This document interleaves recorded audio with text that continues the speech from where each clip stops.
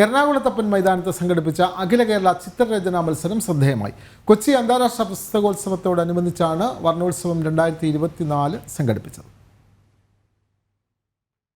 ചടങ്ങിൽ ഡോക്ടർ ഗോപിനാഥ് പനങ്ങാട് അധ്യക്ഷത വഹിച്ചു. 5 വിഭാഗങ്ങളിലായി 500-ൽ പരം വിദ്യാർത്ഥികൾ പങ്കെടുത്തു. LKG മുതൽ 12ാം ക്ലാസ് വരെയുള്ള വിദ്യാർത്ഥികൾ മത്സരത്തിനെത്തി.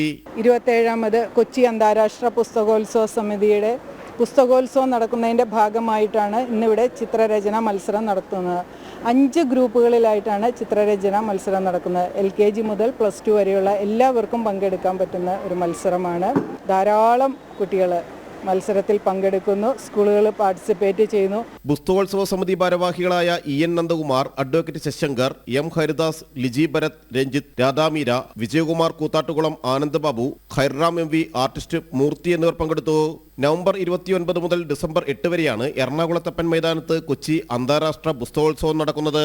ജനം, കൊച്ചി.